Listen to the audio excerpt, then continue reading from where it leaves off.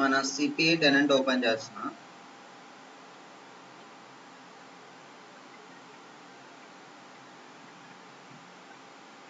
Very very important ఈ topic.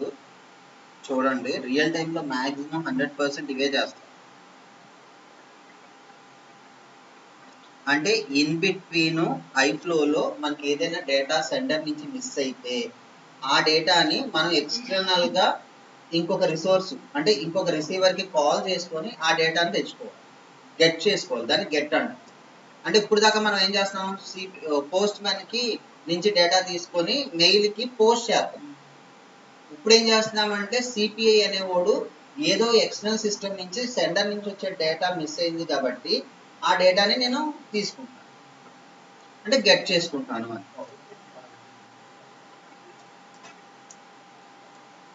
వేరే ఐఫ్లో నుంచి వేరే ఐఫ్లో నుంచి కాదు, వేరే సిస్టమ్ నుంచి. వేరే సిస్టమ్ నుంచి అంటే వాళ్ళు ఎలా ప్రొవైడ్ చేస్తారండి సెంట్రల్ దానికి కూడా ఒక ఎగ్జాంపుల్, మీకు కరెక్ట్ ఎగ్జాంపుల్ చెప్పాలి అంటే ఒకసారి ఇటు చూడండి. మనం ఒక కాలేజ్లో చదువుతాం. మన కాలేజీలో మన డీటెయిల్స్ అన్నీ ఉంటాయి, మనకు సంబంధించిన డీటెయిల్స్ అన్నీ ఉంటాయి. కానీ మన కాలేజీ ఒక అఫిలియేటెడ్ కాలేజ్ ఒకదానికి, జేఎన్టీయూకేకో ఆంధ్ర యూనివర్సిటీకి. జేఎన్టీయూకేకి వెళ్ళి పలానా రోల్ నెంబర్ యొక్క అడ్రస్ చెప్పమంటే జేఎన్టీయూకే కూడా చెప్పలేడు. కానీ ఆ సర్టిఫికేట్స్ జేఎన్టీయూకే కూడా ఇవ్వాలి. నువ్వు జేఎన్టీయూకేకి వెళ్ళి ఏం తీసుకోగలవు? ఓన్లీ నీ సర్టిఫికేట్స్ మాత్రం తీసుకోగలవు. నీ డేటాబేస్ అంతా ఎక్కడ ఉంటుంది? నువ్వు చదివిన కాలేజీలో ఉంటుంది. ఓకేనా? వాడు ఏం కావాలి, ఈ నుంచి ఒక లెటర్ తీసుకెళ్తే ఆ లెటర్ చూసి అక్కడ వాడు సర్టిఫికేట్ ఇస్తాడు. ఇక్కడ కూడా సేమ్ అంతే. జేఎన్టీయూకే వాడు నీకు సర్టిఫికేట్స్ ఇవ్వాలి అంటే నీ కాలేజీ వాడు ఇదిగో ఈడు కరెక్టే, ఈడు మా స్టూడెంటే అని ఒక అడ్రస్, నీకు ఒక ప్రూఫ్ ఇస్తే ఆ ప్రూఫ్ని బేస్ చేసుకుని వాడు సర్టిఫికేట్ ఇస్తాడు. ఇక్కడ కూడా అంతే. అలాగా అది అంటే జేఎన్టీయూకే వాడి దగ్గర మొత్తం ఆంధ్రాకి సంబంధించిన అన్ని డేటా ఉంటుంది, కానీ పర్సన్స్ కాలేజెస్ డేటా ఉంటుంది, కానీ పర్సన్ డేటా ఉండదు. ఆ పర్సన్ డేటా ఇండివిజువల్ కాలేజీలకు వెళ్ళాలి. ఓకేనా? అదే రిక్వైర్మెంట్ ఇక్కడ కూడా. అర్థమైందా?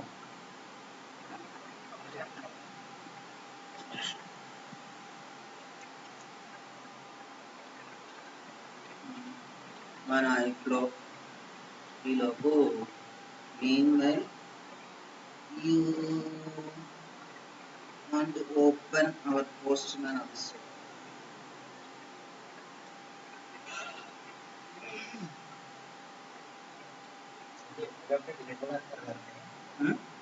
ఇది వెబ్ సర్వీస్ మనకి ఇవ్వడు, డౌన్లోడ్ ఇస్తాడనుకో. ఏమో, నేను ఇప్పుడు డౌన్లోడ్ అయితే పెట్టలేదు.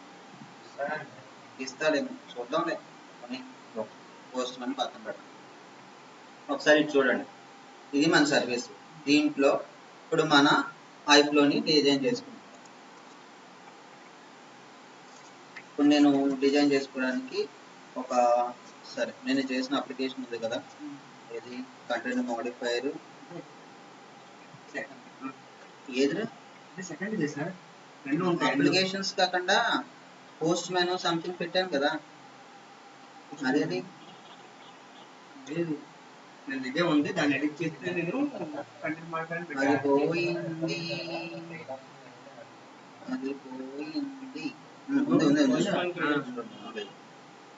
ఓకే, ఇది ఇంకోటి తీసుకుంటాం. దీన్ని కాపీ చేసుకొని లేదా కొత్త తీసేసుకున్నాం ఎవరి టైము తీసుకోకుండా. జస్ట్ ఇప్పుడు దీని పేరు ఏంటంటే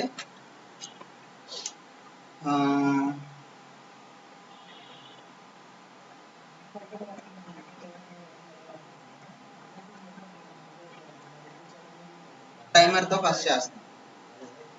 ఓకేనా? టైమర్తో చేస్తున్నాం. మీకు అర్థమయ్యేటట్టు ఫస్ట్ రెస్ట్రిక్ట్ టైమర్ అని పెట్టుకున్నాను. చూడండి, నేను టైమర్ అన్నాను కాబట్టి నాకు సెంటర్తో పని లేదు, ఓన్లీ సెంటర్తో పని లేదు కాబట్టి నేను టైమర్తో స్టార్ట్ చేస్తున్నాను.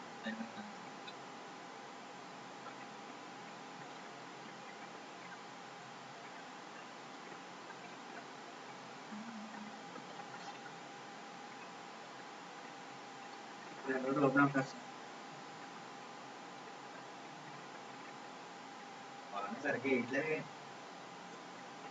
నాకు పెట్టమంటే అది రికార్డ్ అవుతుంది. సరే, టైమర్ యూజ్ చేసుకుంటాం.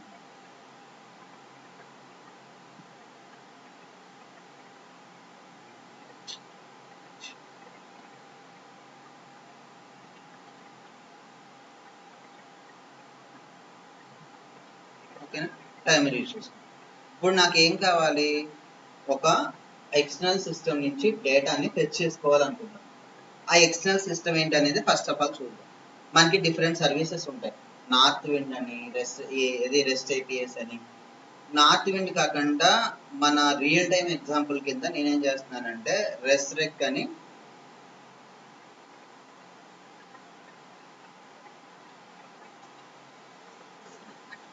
రెస్ట్ ఏపీఎస్ అంటారు. రెస్ట్ ఏపీఎస్ అంటారు. Rest APS nothing but HTTP use చేసుకుంటాం. రియల్ టైం ఏపీఎస్ అంటారు. ఓకేనా, ఇందులో ఏంటంటే మనకి డిఫరెంట్ అప్లికేషన్స్ ఉంటాయి.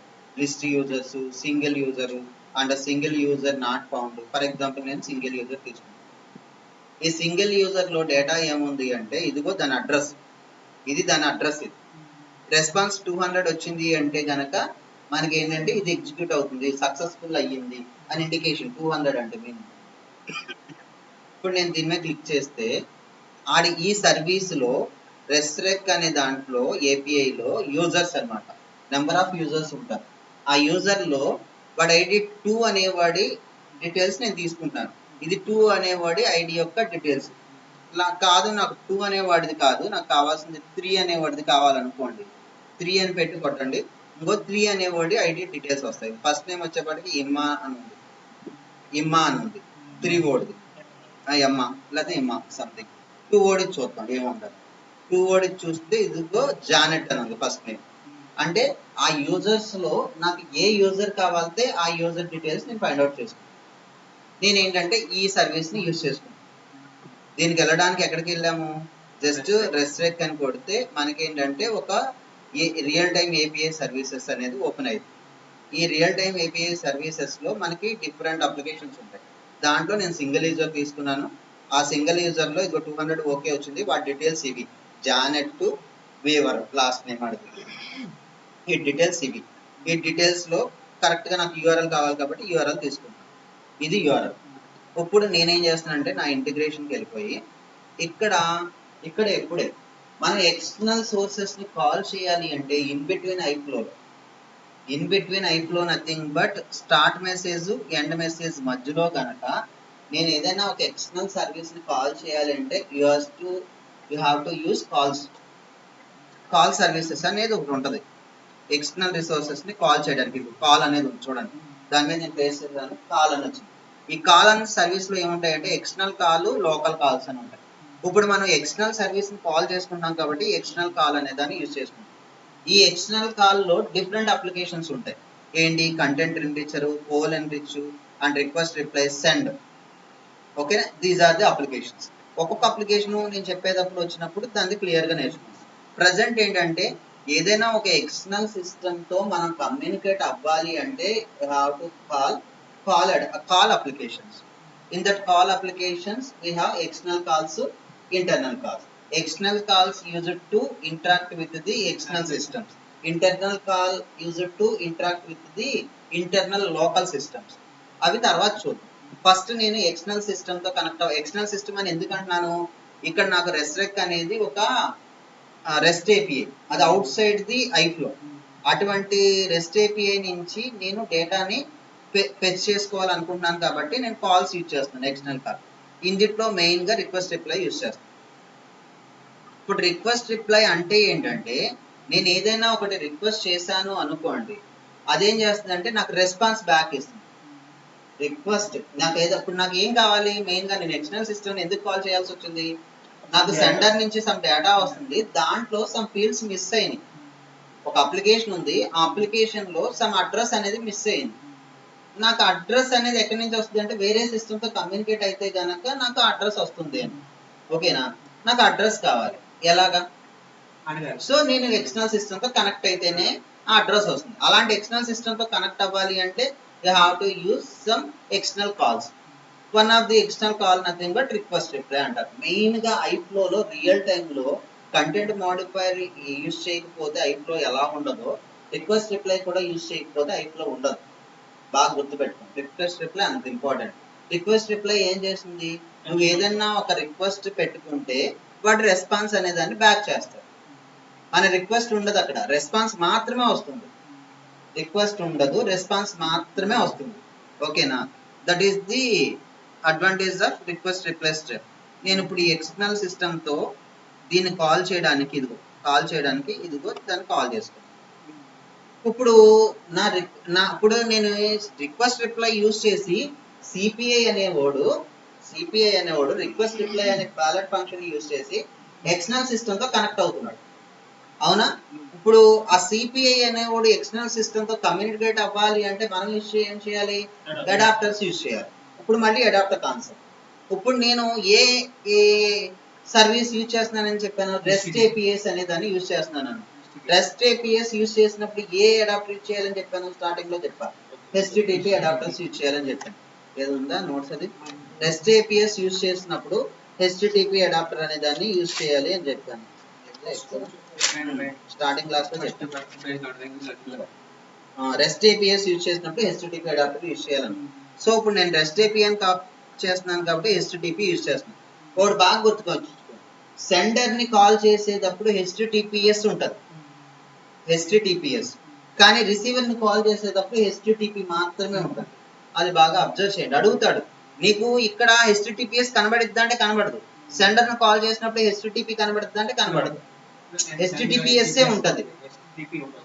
అది అంటే సెండర్ ని కాల్ చేసేటప్పుడు నువ్వు హెచ్టిటిపి అంటే హెచ్టిటిపి యూజ్ చేస్తున్నావా అని క్రాస్ క్వశ్చన్ వేస్తారు. కాదు, సెండర్ ని కాల్ చేసేటప్పుడు హెచ్టిటిపిఎస్ యూజ్ చేయాలి, రిసీవర్ ని కాల్ చేసేటప్పుడు హెచ్టిటిపి యూజ్ చేయాలి. బాగా అబ్జర్వ్ చేయండి. One of the entry questions అంటే ఇవే అడుగుతారు, వేరేగా స్పెషల్ గా ఎక్కడి నుంచి అడగరు. మనకి సబ్జెక్ట్ తెలుసా తెలీదా అని టెస్ట్ చేస్తాడు, కానీ మన చేత అక్కడ ఐఫ్లో క్రియేట్ చేయించాడు కదా. అదే అక్కడ మ్యాటర్ ఏంటి? Both are same. సెంటర్ కి రిసీవర్ కి మారింది అంటే సెంటర్ కి రిసీవర్ కి మారుతూ ఉంటది. Both applications same, both are same. ఇప్పుడు నేను హెచ్టిటిపికి వచ్చా. ఇది చూడండి, ఎక్స్టర్నల్ సిస్టమ్ ని నేను కాల్ చేయాలంటే నాకు ఏం కావాలని చెప్పాను? అడ్రస్ కావాలి. ఆ అడ్రస్ ఏది ఇస్తుంది? ఇదిగో ఇక్కడ రెస్ట్రెక్ అనే దాని నుంచి తీసుకున్నాను కదా, ఈ అడ్రస్. కంట్రోల్-C. ఏది ఇది పంపిస్తే ఇది రావాలి మనకి. నేను దాన్ని ఫెచ్ చేసుకుంటున్నాను. నీకు అర్థం కాదు? ఈ అడ్రస్ ఇక్కడ పెడితే అడ్రస్ ని బేస్ చేసుకుని ఆ డేటా నాకు ఇచ్చేయాలి. తర్వాత నెక్స్ట్ ఏంటంటే ఇంటర్నెట్టేగా మనం తీసుకునేది, ఇంటర్నెట్ నుంచేగా. ఇంటర్నెట్ ఇక్కడ ఆపరేషన్ ఏంటి? గెట్ ఆపరేషన్ యూజ్ చేస్తాం, అంటే తెచ్చుకుంటున్నాం మనం డేటాని. అండ్ ఇక్కడ అథెంటికేషన్ వచ్చేపాటికి అది ఫ్రీ సర్వీస్ అని చెప్తున్నాను కాబట్టి there is no need to apply any authentication like basic authentication, OAuth authentication, client based authentication, cert based authentication, and free. Only you have to use none because of it is the open source. So none పెట్టేసాను, authentication అక్కర్లేదు, but ఫ్రీగానే ఇచ్చేస్తున్నాడు. So అందుకనే నన్ను పెట్టుకున్నాను. ఒకవేళ అది నన్ను కాకపోతే మనం ఏం చేస్తాం? మన బేసిక్ అథెంటికేషన్ అలాగే వేరే ఏదైనా పెట్టుకుంటాం. ఓకేనా? అలా ఓకేనా? అర్థమైందా? ఇది మెయింటైన్ చేశాను, ఇక్కడతో అయిపోయింది. ఇది ఇప్పుడు ఇది టెస్ట్ చేద్దాం. టెస్ట్ పోస్ట్మెన్ కాదు, నేను సెండర్ టైమర్ పెట్టుకున్నాను. ఓకేనా? సిపిఐ నుంచి స్టార్ట్ అవుతుంది. సేవ్ కొడుతున్నా. ఈ లోపు దీనికి డూప్లికేట్ అవుట్ తీసుకొని మనకి మాక్సిమం 100% ఇలాంటిది కంపల్సరీగా ఉంటుంది మన ఐఫ్లో, గుర్తుపెట్టుకోండి. కాకపోతే మనం ఇలాగా రెస్టారెంట్ వాడు అన్ని ఇస్తాడు, వాడు అడ్రస్లు అన్ని ఇస్తాడు. మనం ఇక్కడ నెట్కి వెళ్ళి తెచ్చుకున్నాం మనం తెలుసుకోవడానికి, కానీ వాడు అన్ని ఇస్తాడు మనం.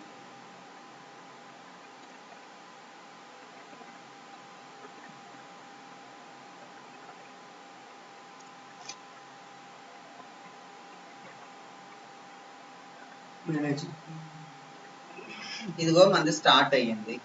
మనకి ఎండ్ పాయింట్ తో సంబంధం లేదు, ఎందుకంటే పోస్ట్ మ్యాన్ నుంచి పంపట్లేదు. ఓకే, ఇప్పుడు ఇది కంప్లీట్ అయిపోయింది. చూడండి డిఫరెన్స్ ఆలోచించండి. మనం సెండర్ నుంచి యూజ్ చేసేటప్పుడు పోస్ట్ మ్యాన్ ని ట్రిగ్గర్ చేస్తేనే డేటా ఇక్కడికి వస్తుంది.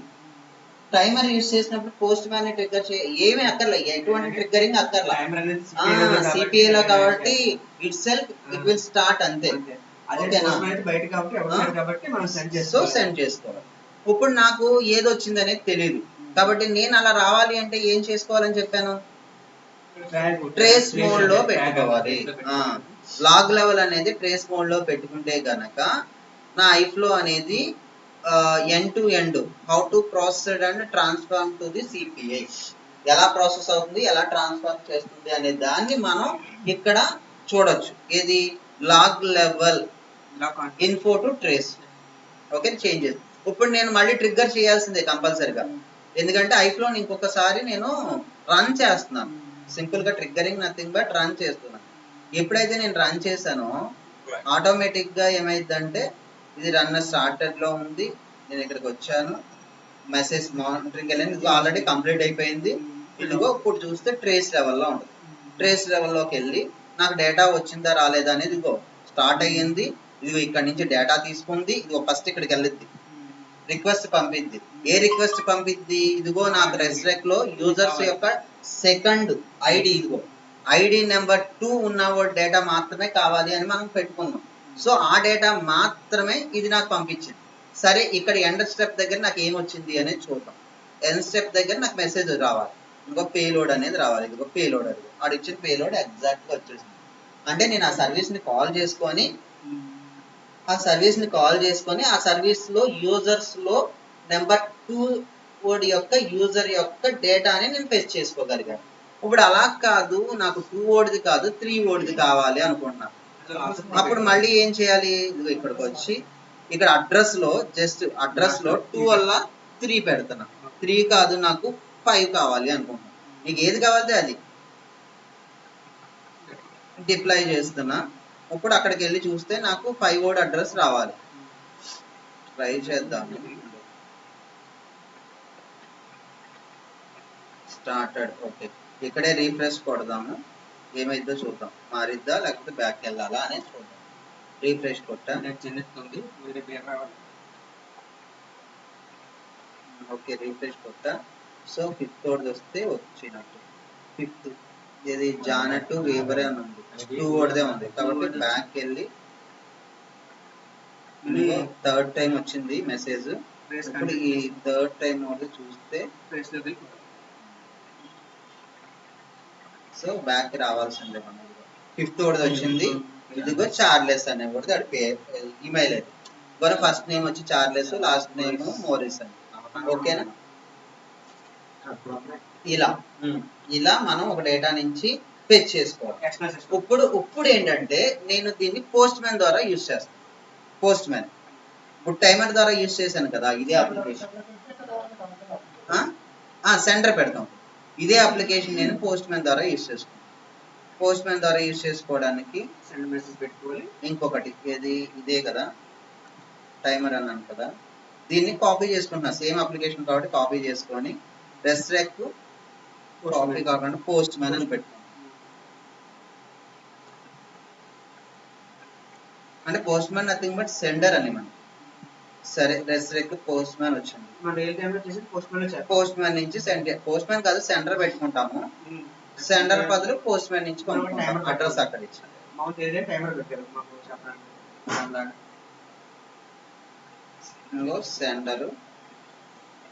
సెండర్ తీసుకుంటున్నాం.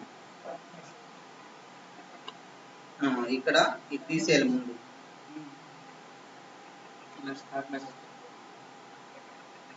Start message.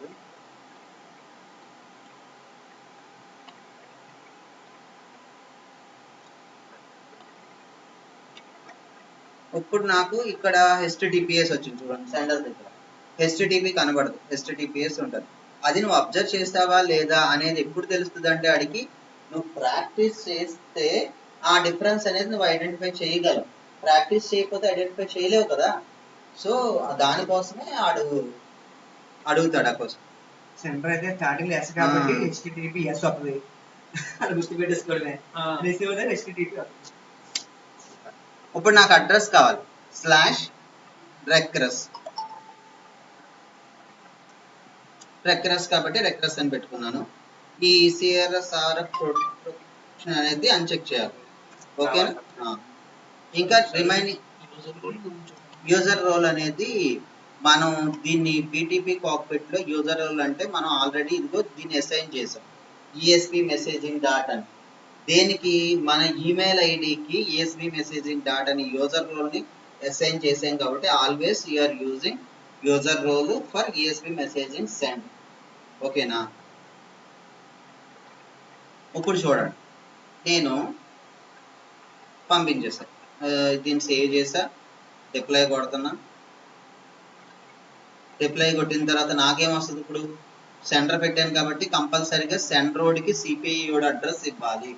గుర్తుపెట్టుకోండి, సెండ్రోడ్కి సిపిఐ అడ్రస్ ఇవ్వాలి కాబట్టి నేను కంపల్సరీగా ఏదైతే ఐఫ్లోని నేను టెస్ట్ చేస్తున్నానో దానికి ఎండ్ పాయింట్ వచ్చేంత వరకు ఇక్కడ వెయిట్ చేయాలి.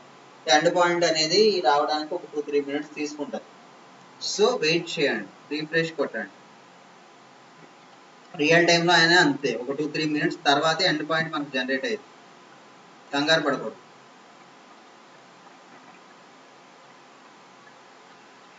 రీఫ్రెష్ కొట్టాల్సిన అవసరం లేదు, కొద్దిసేపు ఆగిన తర్వాత కొడితే అదే వస్తుంది.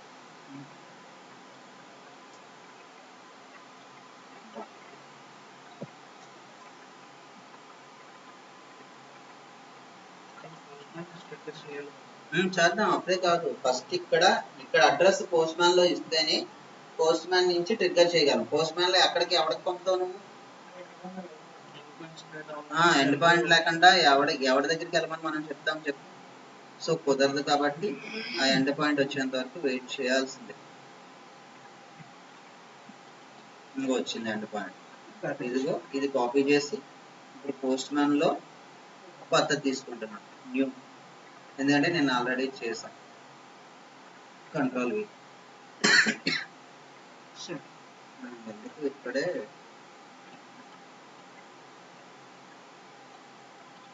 ఉన్నాయి. ఇది రెస్ట్రిక్ట్ అయితే కదా ఇక్కడ పడుతుంది. ఓకేనా? ఇక్కడ ఓకే. ఇప్పుడు మనం అథెంటికేషన్ ఆల్రెడీ నిన్న బేసిక్ అథెంటికేషన్ ఇచ్చాం, ఎందుకని సిపిఐకి డేటా పంపించాలి కాబట్టి. బేసిక్ అథెంటికేషన్ ఆల్రెడీ నిన్న పెట్టేసాం కాబట్టి అది వచ్చేస్తుంది ఆటోమేటిక్గా. Okay good. బాడీలో ఏమైనా పెట్టాల్సిన అవసరం ఉందా అంటే ప్రజెంట్ అయితే లేదు. నాకు ప్రజెంట్ లేదు, ప్రజెంట్ నేను డేటా పెట్టాల్సిన అవసరం లేదు. ఎందుకంటే అక్కడి నుంచి తీసుకుంటానికి నేను URL లో పెట్టేశాను. కానీ ఇక్కడ చూడండి ఒకసారి, ఇది చూడండి, ఇది నేను పోస్ట్ మ్యాన్ లో ట్రిగ్గర్ చేయలే. ఇక్కడికి వెళ్ళా, ఇక్కడ నువ్వు ఎంత గింజుకున్నా సరే డేటా రాదు. ఎందుకని? ఎంత గింజుకున్నా సరే డేటా అనేది రాదు.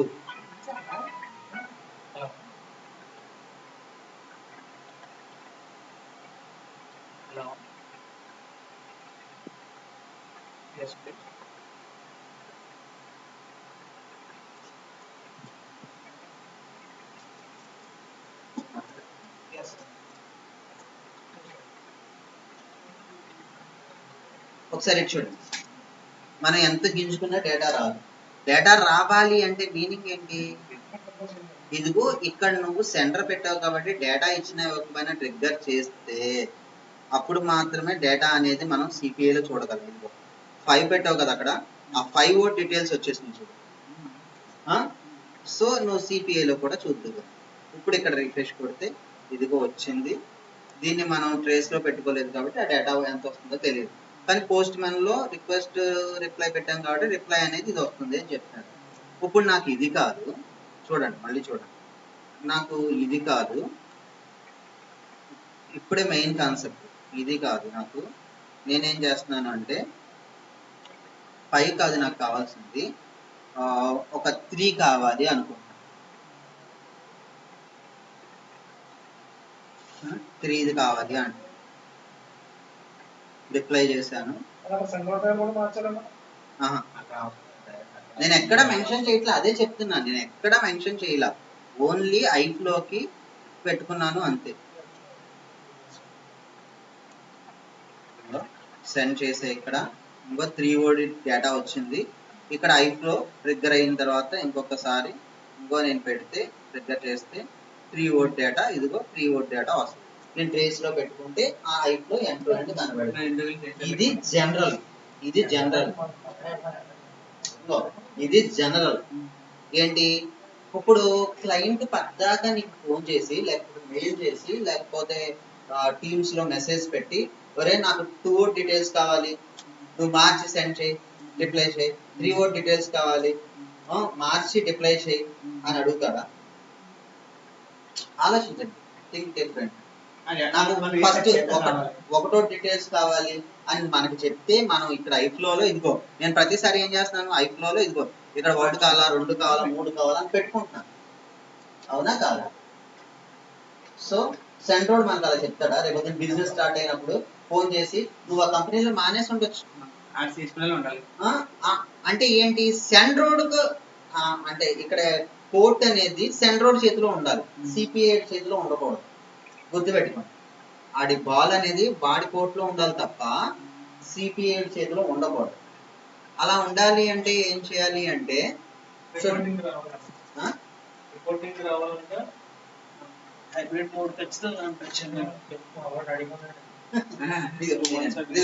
నాకు ఇప్పుడు ఇక్కడ ఏది మారిస్తే అది రాకుండా నేను అసలు ఒక్కసారి వన్స్ ఐఫ్లో చేసి ప్రొడక్షన్ కు పంపిన తర్వాత ఎటువంటి చేంజెస్ ఇందులో చేయకూడదు. బాగా గుర్తుపెట్టుకోండి, ఐఫ్లో ఎటువంటి చేంజెస్ చేయకూడదు. అలా అని కాన్ఫిగర్ లో చేంజ్ చేసేవి ఏంటి, ఈ యూఆర్ఎల్స్ చేంజ్ చేయాలి తప్ప నాకు 2 వోల్ట్ డీటెయిల్స్ కావాలి, 3 వోల్ట్ డీటెయిల్స్ కావాలి, 4 వోల్ట్ డీటెయిల్స్ కావాలని పంపితే వచ్చేది అస్సలు ఉండకూడదు. సో దానికి రియల్ టైంలో మనల్ని నా బాల్ అనేది నా చేతిలో ఉండాలి. నేను ఏది పంపితే, నేను ఏది రిక్వెస్ట్ పెడితే అది సిపిఐలోంచి వచ్చి నాకు సెంటర్ కింద అవుట్పుట్ కింద రావాలి అనేది రిక్వైర్మెంట్. రియల్ టైంలో అవే అడుగుతారు. ఇప్పుడు దాన్ని ఏం చేయాలి బాగా చూడండి, చూడండి. నాకు ఇక్కడ 3 బదులు 3 అనేది ఇక్కడ స్టాటిక్ గా మార్చుకున్నాను నేను. అలా కాదు, డైనమిక్ గా సెంట్రోడ్ చేతికి ఇవ్వాలి. అంటే సెంట్రోడ్ చేతికి ఇవ్వాలి అంటే నేను సెంట్రోడ్ తో రిలేటెడ్ ఉన్న నువ్వు ఎలా పంపుతావు అని అడగాలి. ఫస్ట్ నువ్వు ఏ కోడ్ పంపుతున్నావు అని అడగాలి. ఆ కోడ్ లో నువ్వు నీకు కావాల్సిన ఫీల్డ్ ని ఎలా డిఫైన్ చేసుకోగలుగుతున్నావు, ఓకేనా? నీకు కావాల్సిన ఫీల్డ్ ని ఎలా డిఫైన్ చేసుకోగలుగుతున్నావు అనే దాని మీద బేస్ చేసుకొని మన సిపిఐలో మన టెక్నాలజీని యూజ్ చేసి, మన సబ్జెక్ట్ ని యూజ్ చేసి మనం ఏం చేయాలి అంటే అది రన్ టైంలో కాల్ చేసుకునేటట్టుగా చేసుకోవాలి. ఇప్పుడు నాకు నోట్ ప్యాడ్ తీసుకున్నాను. ఇప్పుడు సెంట్రోడ్ నాకు ఒక కోడ్ పంపుతున్నాడు, ఏది దీనికోసం, ఇదిగో నేను ఈ కోడ్ పంపుతున్నాను, దీన్ని యూజ్ చేసుకొని నేను రన్ టైంలో నాకు 2 కావాలితే 2, 3 కావాలితే 3 ఏది ప్లేస్ చేస్తే ఆ డేటా వచ్చేటట్టుగా నువ్వు క్రియేట్ చేయి అన్నాడు.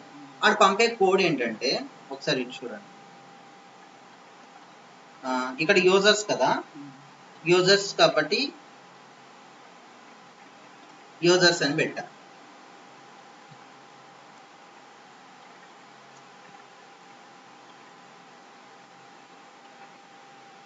ఈ కోడ్ తర్వాత ఎక్స్ప్లెయిన్ చేస్తాను మీకు. దీన్ని XML కోడ్ అంటారు. యూజర్స్ లో మనకి ఏం కావాలి, యూజర్ ఐడి కావాలి.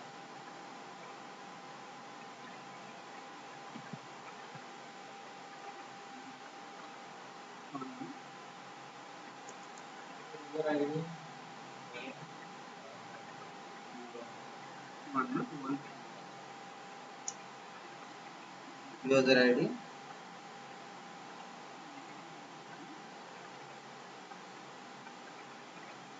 ఇక్కడ నేను స్ట్రింగ్ ఏదైనా ఉండదు. ఒకసారి చూడండి, ఇప్పుడు నాకు యూజర్స్ లో ఎందుకు ఇలా పెట్టుకున్నాను అంటే ఒకసారి అబ్జర్వ్ చేయండి. యూజర్స్ అనే దాంట్లో నెంబర్ ఆఫ్ యూజర్స్ ఉన్నారు. యూజర్స్ లో సబ్ ఏంటంటే యూజర్ ఐడి, యూజర్స్ లో సబ్ ఏంటంటే యూజర్ ఐడి.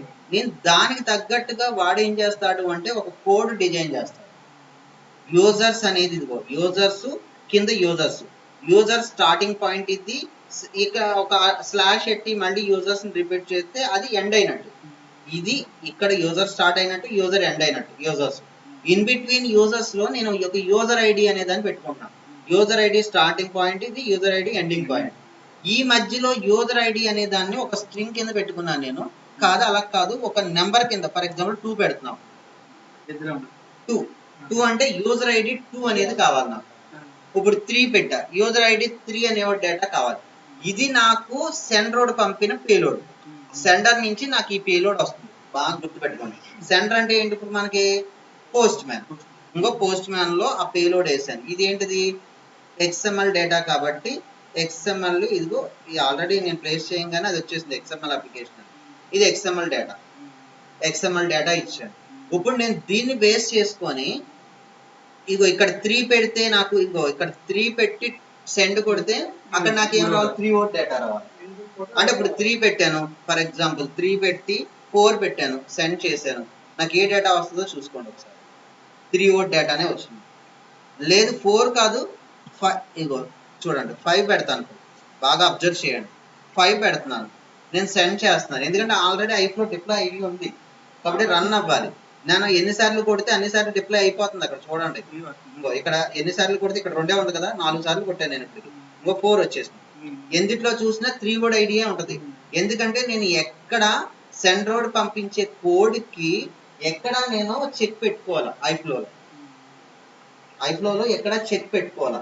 నేను ఇప్పుడు చెక్ పెట్టుకోవాలి. 5 పెడితే ఇక్కడ 5 వర్డ్ డీటెయిల్స్ రావాలి, 2 పెడితే 2 వర్డ్ డీటెయిల్స్ రావాలి, 4 పెడితే 4 వర్డ్ డీటెయిల్స్ రావాలి. ఇది ఎవడు మెయింటైన్ చేస్తున్నాడు? సెండ్రోడ్ మెయింటైన్ చేస్తున్నాడు. నేను ఇప్పుడు చెక్ పెట్టుకునేది ఏంటంటే,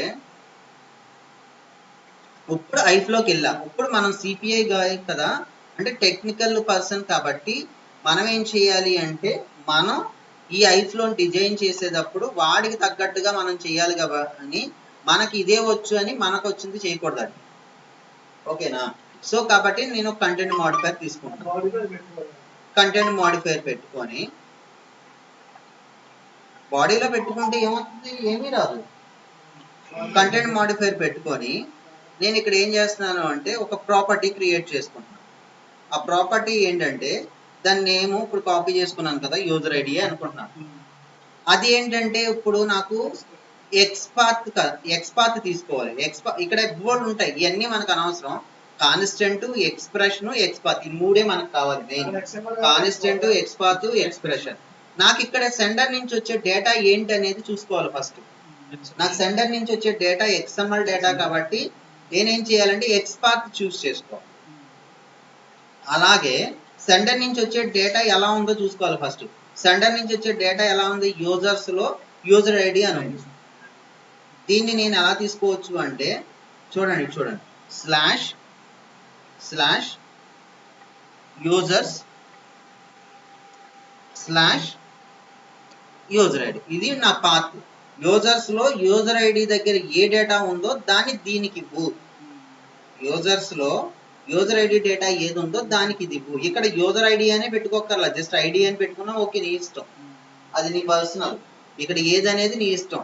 కానీ ఇక్కడికి దీనికి ఏ వాల్యూ రావాలి అంటే ఇంకో సెండ్రోడ్ పేలోడ్ మనం బాగా అబ్జర్వ్ చేసి అనాలిసిస్ చేసి యూజర్స్ లో యూజర్ ఐడి డేటాలో ఉన్నది నాకు కావాలి. ఓకేనా? నిన్న నేమ్ ఒక చిన్న పేరు పెట్టుకొని అక్కడ నాకు రావాలని అక్కడ కాన్స్టెంట్ పెట్టుకున్నా. ఇప్పుడు నాకు ఏమొస్తుంది? యూజర్ ఐడి దగ్గర ఏది ఉంటే అది నాకు అవుట్పుట్ కింద రావాలి. ఇప్పుడు నేను ఇదిగో మళ్ళీ ఇక్కడికి వెళ్తున్నా. ఇక్కడికి వెళ్ళి దీన్ని డైనమిక్ చేస్తున్నాను. ఒకసారి చూడండి. డైనమిక్ నథింగ్ బట్ 3 ప్లేస్ లో నేనేం చేస్తానంటే డాలర్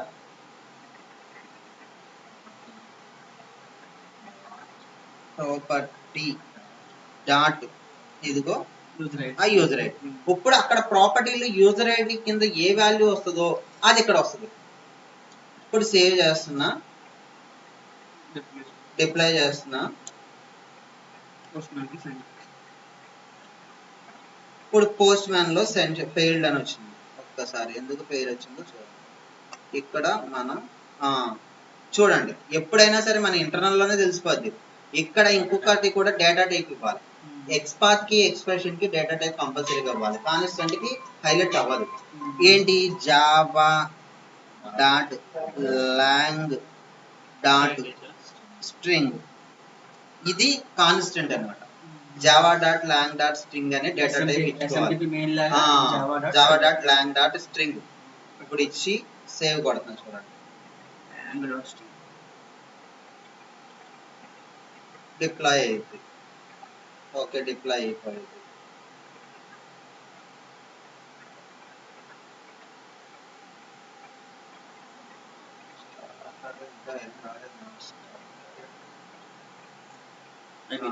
డిప్లాయ్ అయింది. ఇప్పుడు ఇక్కడ ఎన్ని ఉన్నాయి? 4 టైమ్స్ నేను ఇందాక ప్రీవియస్ ట్రిగ్గర్ చేశాను. ఇప్పుడు నాకు ఏం డేటా కావాలి? ప్రీవియస్ 3నే వస్తుంది. ఇప్పుడు 5 పెట్టుకున్నా. ఇప్పుడు సెండ్ చేస్తున్నా చూడండి ఒకసారి. సెండ్ చేస్తే ఇంటర్నల్ సంథింగ్ ఎక్కడ ఓకే యూజర్ ఐడినా ఓకే సార్ ఇదిగో 5 పెట్టాను కాబట్టి 5కి 5 వచ్చింది. 5 కాదు నాకు 7 ఉండవు, అన్ని ఉండవు, ఉండకపోవచ్చు. 7 పెట్టాను కాబట్టి 7 తోడుది వచ్చింది. అంటే ఇప్పుడు మీకు ఏమర్థమైంది? సెండర్ రోడ్ ఏ ఐడి కావాలనుకున్నాడో ఆ ఐడి యొక్క డీటెయిల్స్ కావాలి అనుకుంటే ఆడియే మోడిఫై చేసేలాగా మనం డిజైన్ చేయాలి. ఎక్స్ఎంఎల్ కోడ్ ఆడు పంపిస్తాడు. ఆ ఎక్స్ఎంఎల్ కోడ్ ని బేస్ చేసుకొని వాడిని అడగాలి, ఏది నీ కీ ఫీల్డ్ అని అడగాలి. ఇదిగో బాబు నా కీ ఫీల్డ్ ఇది, దీన్ని బేస్ చేసుకొని నేను మానిటర్ చేసుకునేలాగా ఉండాలి, ట్రిగ్గర్ చేసుకునేలాగా ఉండాలి. ఏదైనా అవ్వచ్చు. బేస్డ్ ఆన్ వాడి అప్లికేషన్ ని బట్టి మనం ఫాలో అవ్వాలి తప్ప మన అప్లికేషన్ ని బట్టి వాడు ఫాలో అవ్వకూడదు. ఇక్కడ వరకు క్లియరా?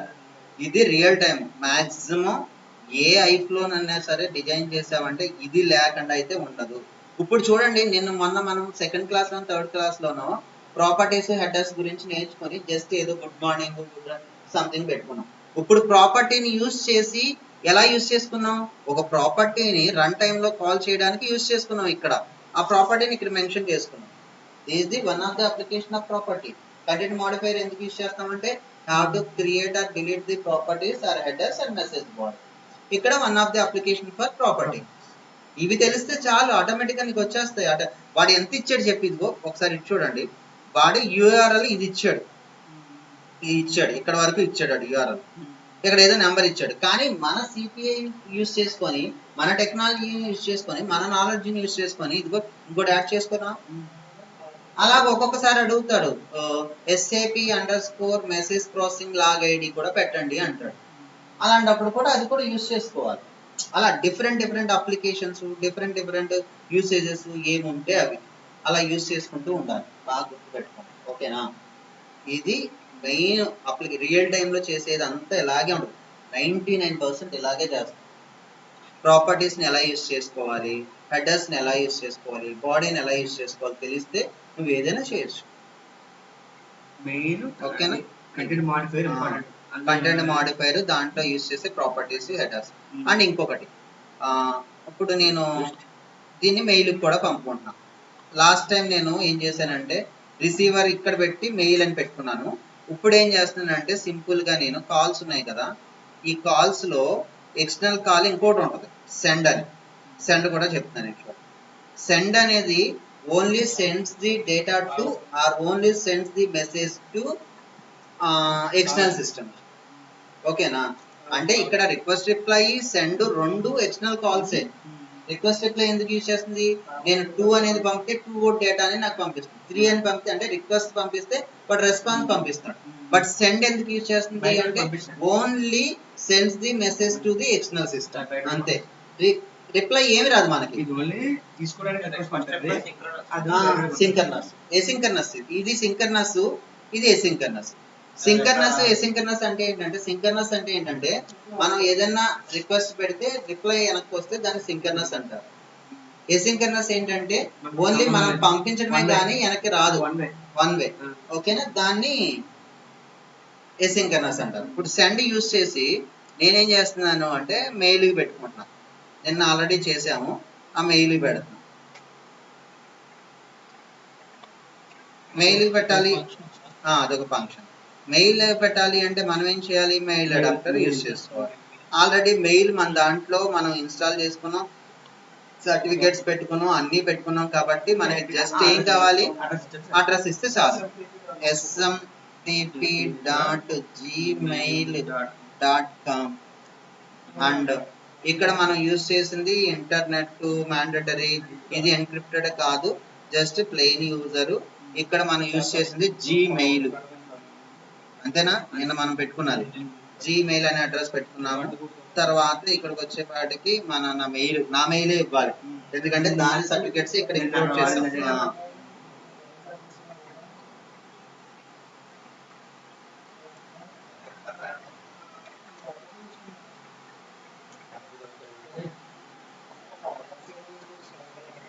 ఏంటిది ఏంటిది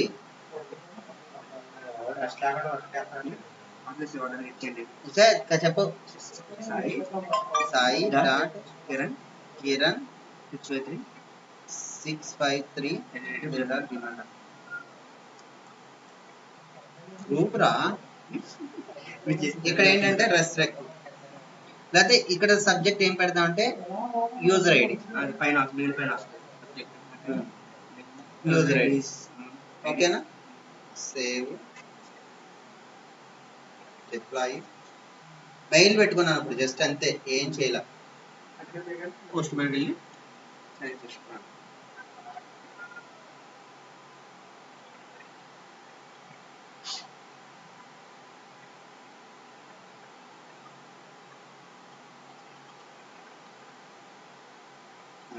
సాయి మెయిల్ వచ్చిందని చూసుకో. ఏదో వర్క్ అడిగింది అని చెప్తున్నాను. సర్వర్ అక్కడ ఇంటర్నల్ సర్వర్ అది ప్రాబ్లమ్స్ మెయిల్ అయ్యింది, కంగారు కూడా అక్కర్లేదు. ఇక్కడికి వెళ్తాం. ఫెయిల్ వచ్చింది, ఎందుకు ఫెయిల్ వచ్చింది అనేది ఇక్కడ చూడాలి. ఇక్కడ చూపిస్తుంది చూడండి.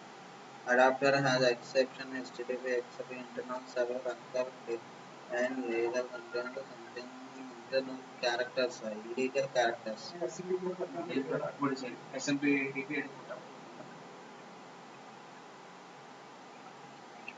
smtp.gmail.com correct.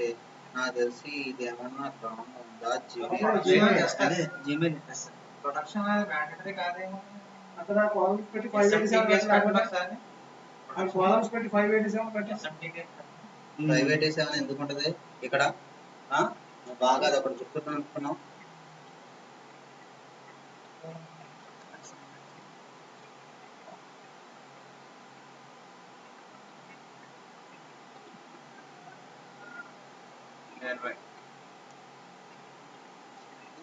Cannot get any response. Importing the SSL certificates in Chrome. నేను పెట్టాను కదా, మళ్ళీ ఎందుకు అడుగుతుంది?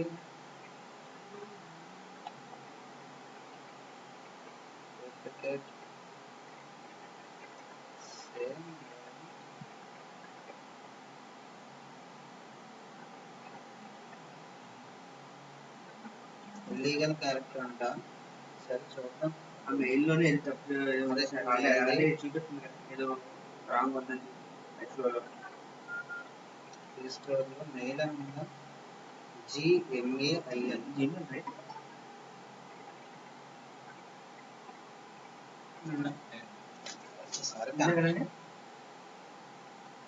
సరే కనెక్ట్ చేద్దాం. పెద్దగా కనెక్ట్ చేయాల్సిన అవసరం లేదు. Connectivity test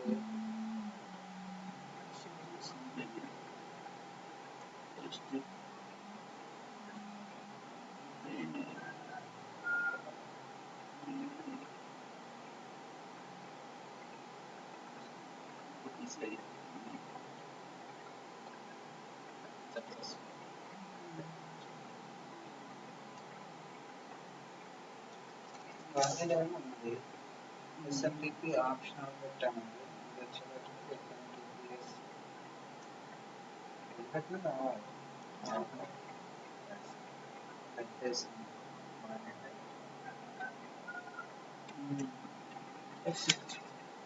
అవుతుందిగా mandatory. మ్యాండేటరీ పెట్టాలి.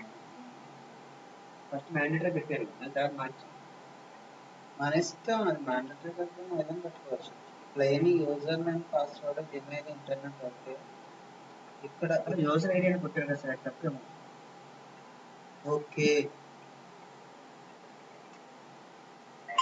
ఈ చిన్న తప్పు చేసినట్టు పోనా. ఓకే, నేను కాలన్ పెట్టాను, సెమీ కాలన్ పెట్టకుండా. అదే నేను అందరూ చూడండి అందరూ చూడండి అందరూ ఓకే, వచ్చా.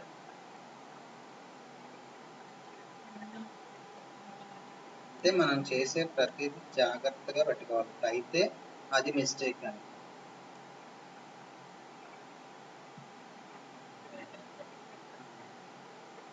అదే మిస్టేక్. సో మనం పెట్టిన మిస్టేక్ ఇది. ఓకేనా?